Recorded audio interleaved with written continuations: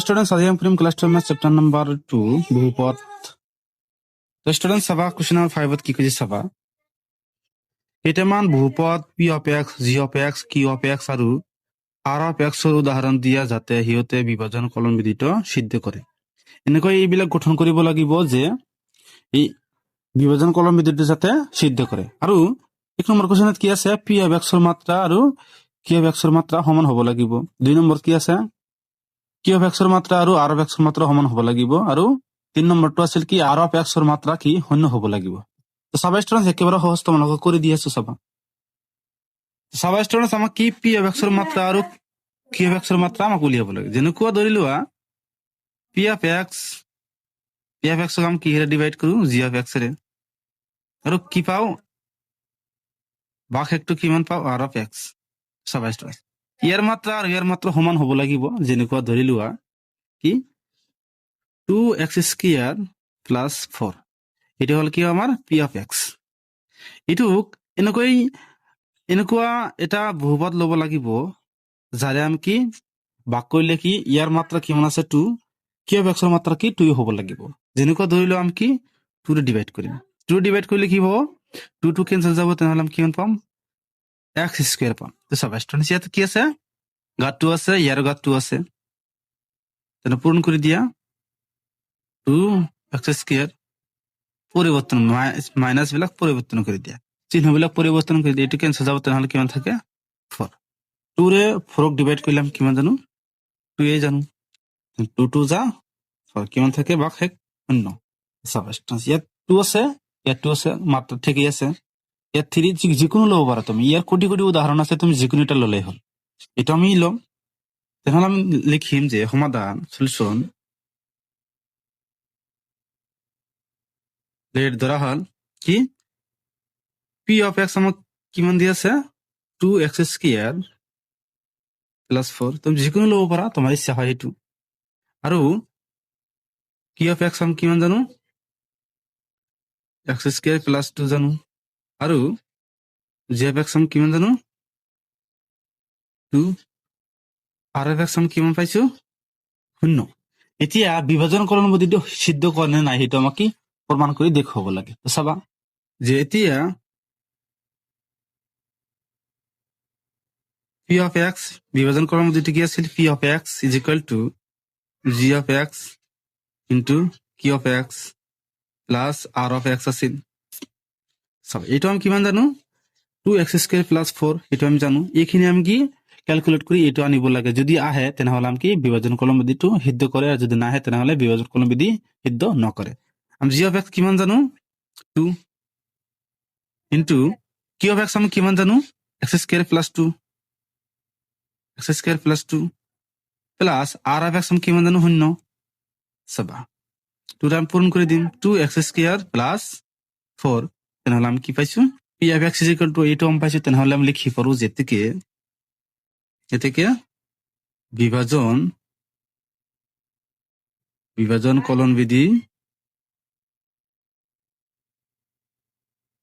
সিদ্ধ কৰে। এটা হব উত্তৰ। এতিয়া আমি তোমালোকক 2 নম্বৰটো কৰি দিম। চাবা এটা আমাক কি q of x ৰ মাত্ৰা মানে ভাগফলৰ মাত্ৰা আৰু ভাগশেষৰ মাত্ৰা সমান বনাব লাগে। চাবা ষ্টুডেন্টস, এটা আমি কি সমাধান কৰিম। তো চাবা ষ্টুডেন্টস, যিকোনো এটা উদাহৰণ ল'ব পাৰো। আমি কি ল'ম, 5x স্কয়াৰ প্লাস 10, ইয়াক আমি ভাজ্য লৈছো। এতিয়া আমি কি কৰিম, x স্কয়াৰেৰে ডিভাইড কৰিম। চাবা x স্কয়াৰ ডিভাইড কৰিলে এইটো কিমান পাম, আমি 5 এ পাম। x স্কয়াৰ কেনসেল যাব, এতিয়া পূৰণ কৰি দিয়া কিমান হ'ব, 5x স্কয়ার, এইটো কি হ'ব মাইনাস কেনসেল যাব, তেনেহলে কিমান থাকে প্লাস 10।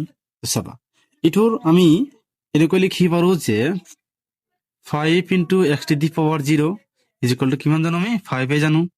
ইয়াৰ মানে যিকোনো বস্তুৰ পাৱাৰ, যিকোনো চলক বা যিকোনো বস্তুৰ পাৱাৰ যদি 0 হয় তেনেহলে আমি সেইটো আমি কিমান জানো, 1। তেনেহলে 5 আৰু 1 পূৰণ কৰিলে 5, এটা আমি কিমান জানো, আর 10 into x to the power 0 is equal to এটা আমি কিমান পাম, 10 পাম। তেনে ইয়াৰ ঘাত দুটা কি সমান, তেনেহলে আমি এই উদাহৰণটো ল'ব পাৰো। যে লেট ধৰা হল p of x is equal to আমি কিমান ধৰিছো, 5x স্কয়াৰ প্লাস 10, আৰু g of x আমি কিমান জানো,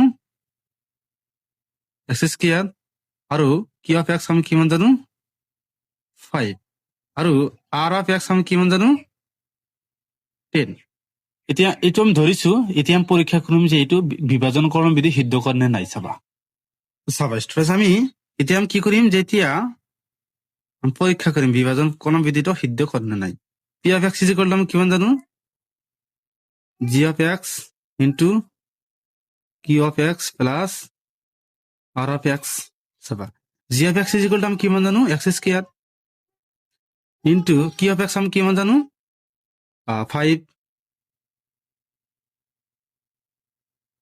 প্লাস r of x আমি কিমান জানো 10 আমি 10 জানো পূরণ করে দিয়া 5 এর লগত x স্কয়ার পূরণ করলে কিমান হবে 5 x স্কয়ার প্লাস কিমান আছে 10 সবাই এটা আমার কি p of x হয় না নহয় আমি চাম এটা আমার ঠিকই আছে কি 5 x স্কয়ার প্লাস 10 এইটো আর কি এইটো আর কি এই গোটেইখিনি সমান আছে তেনেহলে আমি কি কব পাৰো যে থেকে বিভাজন কলন বিধি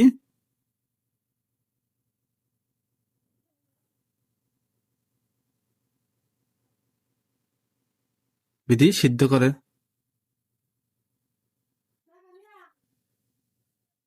এইটো কি হব উত্তৰ এতিয়া আমি তোমালোকক 3 নম্বৰটো কৰি দিম তো চাবা ষ্টুডেন্টস এতিয়া আমাক কি r of x এর মাত্রা শূন্য উলিয়াব লাগে তো চাবা আমি কি কৰিম 3 x স্কয়াৰ প্লাস 6 এটা আমি কি p of x ধৰিম এক আমি কি হে ডিভাইড কৰিম এক আমি 3 ৰে ডিভাইড কৰিম মানে বাজক কিমান লম 3 চাবা এক কিমান বাৰ ভাগ যাব x স্কয়ার ভাগ যাব পূরণ করে দিয়া 3 x স্কয়ার এটা চিহ্নবিলাক পরিবর্তন করে এটা ক্যান্সেল যাব তাহলে কিমান থাকে 6 6 ক আমি 3 ৰে ডিভাইড কৰি কিমান পাও 2 2 আর 3 পূরণ করলে কিমান হ'ব 6 তো বাকি থাকে কিমান ক্যান্সেল যাব কিমান থাকে 0 তো r of x আমি কিমান পাইছো 0 পাইছো আর তেনেহলে আমি লিখি পাৰো যে সলিউশন লেট ধরা হল p of x আমি কিমান জানো 3x square plus 6 g of x আমি কিমান জানো 3 q of x is equal to আমি কিমান জানো x স্কয়ার প্লাস 2 আর r of x is equal to আমি কিমান জানো 0 তো সাবাস তো এটা বিভাজন কলম বিধি সিদ্ধ করে না এটা আমি চাম এতিয়া p of x is equal to আমি কি জানো g of x মানে কিমান জানো 3 ইনটু q of x মানে আমি কিমান জানো x square plus 2 plus r of x আমি কিমান জানো 0 এটা আমি ডাইরেক্ট লিখে দিলু কিমান হবে 3 x স্কয়ার প্লাস 3 2 গুণ 6 আর 0 যোগ করলে কিমান হবে এটাই হবে তেনেহলে আমি কিমান পাইছো p of x এর সমান পাইছো তেনেহলে আমি কি লিখি পাৰো যে এটাকে বিভাজন কলন বিধি সিদ্ধ কৰে এটা আমাৰ কি হব উত্তৰ তো স্টুডেন্টস ইয়ালৈকে কৰিবলৈ গৈছিল স্টুডেন্টস ভিডিওটো ভাল লাগিলে তোমাৰ মতামত জনাবা আৰু চেনেলটো সাবস্ক্ৰাইব কৰি দিবা